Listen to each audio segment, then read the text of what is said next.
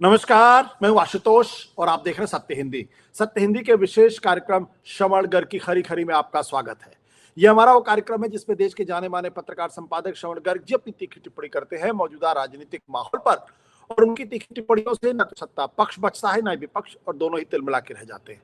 आज फिर मुखातिब होंगे श्रवण जी से और जानेंगे कि इस वक्त उस मसले पर जिस पर पूरे देश में हंगामा मचा हुआ है। जी हाँ, हम बातचीत कर रहे हैं नीतीश कुमार के उस हरकत पे जब उन्होंने एक मुस्लिम महिला के चेहरे से बुर्का हटाने की कोशिश की। उसको वो सर्टिफिकेट बांट रहे थे, आयुष की वो डॉक्टर थी।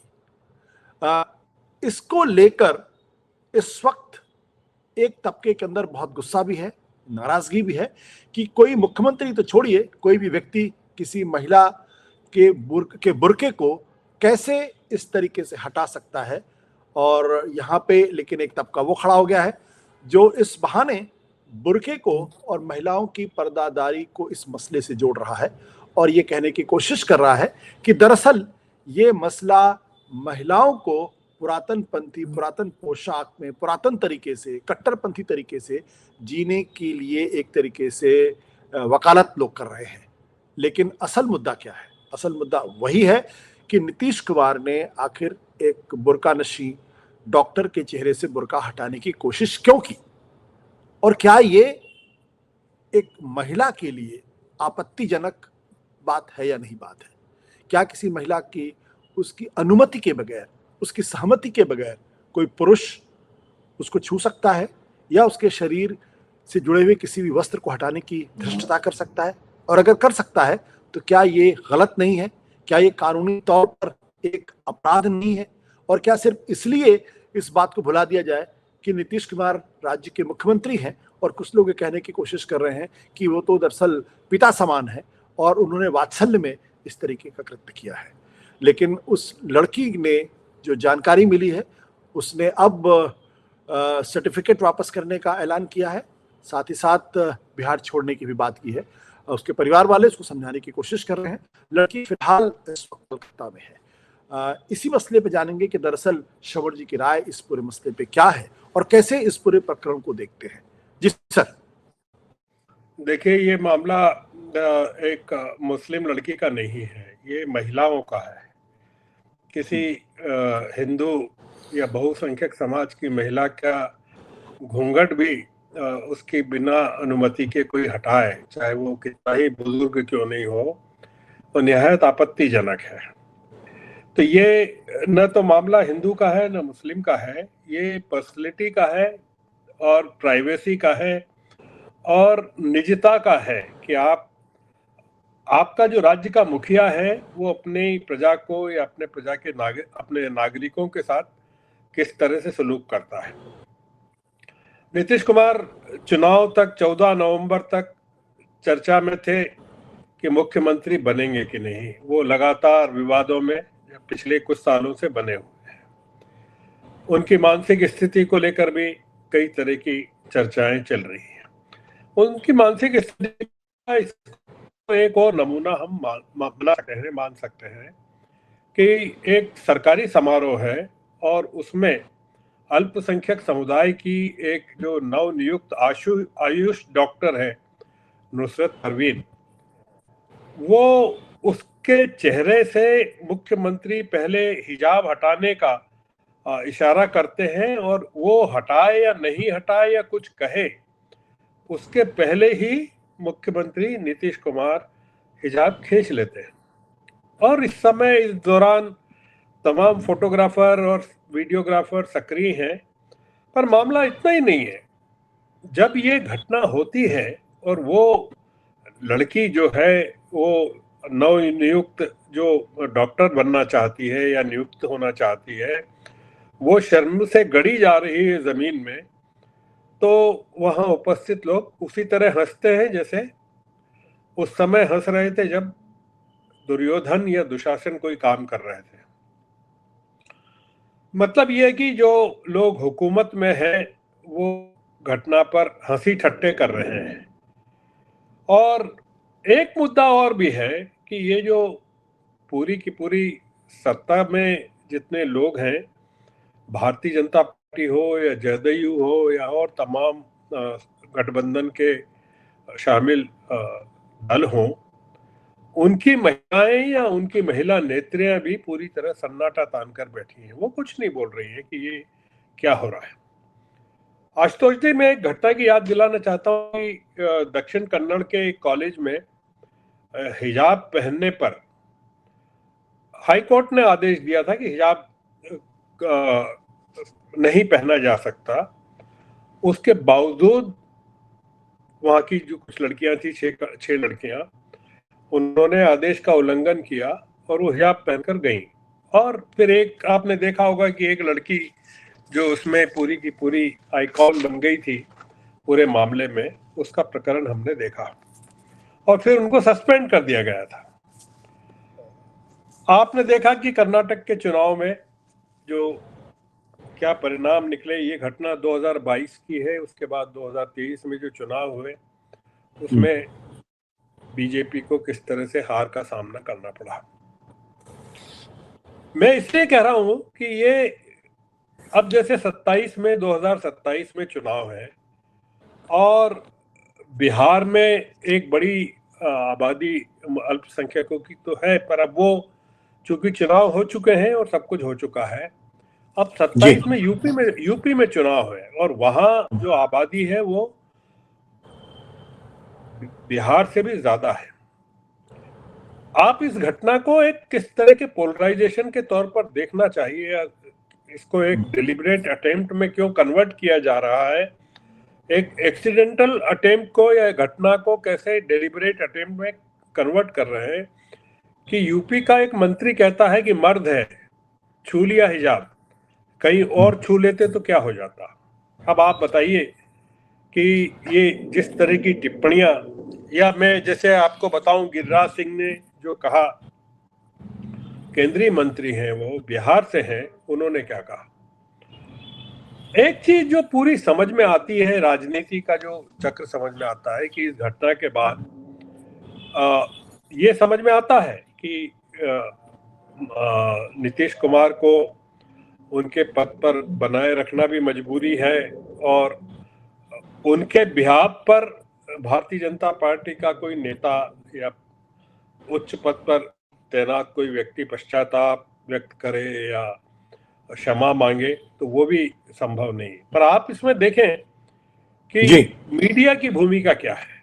मतलब पूरा का पूरा मीडिया में इतनी वाचाल महिला एंकर्स हैं जो बात बात पर खड़ी हो जाती हैं और मान अपमान के मामलों में वो क्यों चुप है, या पूरा का पूरा, मतलब आप अगर पाएं कि विपक्ष की ओर से क्या इसको कोई बड़ा मुद्दा बनाया गया है क्या, कि आपने विपक्षी महिला सांसदों की ओर से या विपक्ष की ओर से कोई इस तरह की बात सुनी हो कि वो इसको लेकर इतनी एजिटेटेड हैं।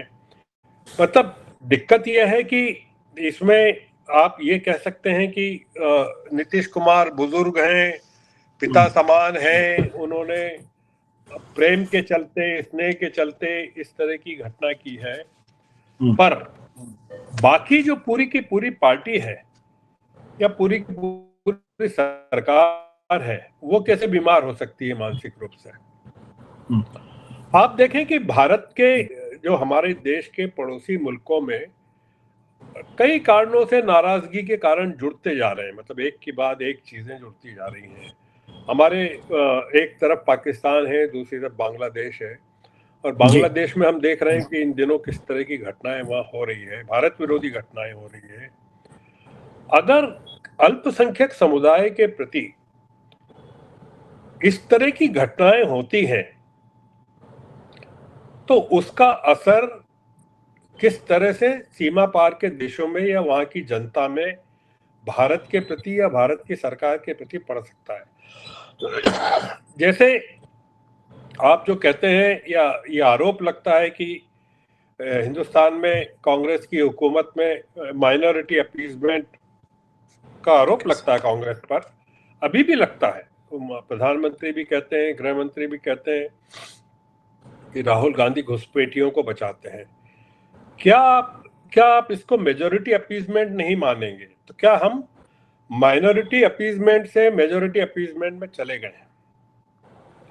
वो डॉक्टर है, बच्ची है, तो ज्यादा उम्र नहीं है, वो अपने आप को इतना अपमानित महसूस कर रही है कि न सिर्फ उसने अपने आप को नौकरी नहीं करना चाहती, वो राज्य में भी नहीं रहना चाहती, बिहार में भी नहीं रहना चाहती।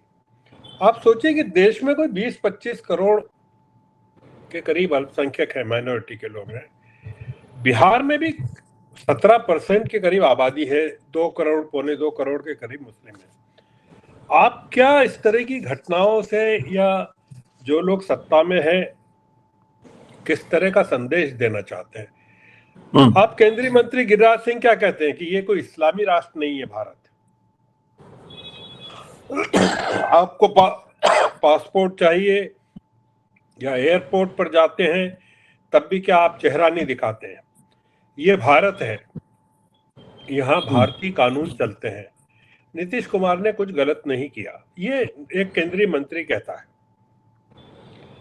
उनसे जब पूछा कि वो नौकरी लेने से मना कर दे तो वो मना करे तो करे या जहन्नुम में जाए, ये गिरिराज सिंह कहते हैं। हो क्या रहा है कि इस तरह की जो घटनाएं हैं वो अल्पसंख्यक समुदाय के उन लोगों को भी परेशान करती हैं जो सेकुलर है, मतलब सेकुलर है भी, दिखना भी चाहते हैं और अपनी एक्टिविटीज में भी काफी सेकुलर है। जैसे जावेद अख्तर के कार्यक्रम को बंगाल में कलकत्ता में एक उर्दू अकादमी ने रद्द कर दिया था, क्योंकि जावेद अख्तर को मुस्लिम समाज का जो कट्टर तबका वो पसंद नहीं करता है। बताइए कि जावेद अख्तर को कट्टरवाद के लोगों ने, अपने ही समाज के लोगों ने एक बड़ा कार्यक्रम निरस्त कर दिया। अब जो जावेद साहब पर्दा प्रथा के या हिजाब के खिलाफ हैं, वो मांग कर रहे हैं कि मुख्यमंत्री को बिना शर्त माफी मांगनी चाहिए। उन्होंने क्या कहा? उन्होंने कहा जो कोई मुझे जानता है उसे पता है कि मैं पर्दा प्रथा के खिलाफ हूं, लेकिन इसका मतलब यह नहीं कि मुख्यमंत्री नीतीश कुमार द्वारा एक मुस्लिम महिला डॉक्टर के साथ किए गए कृत्य को किसी भी तरह से स्वीकार कर लूं।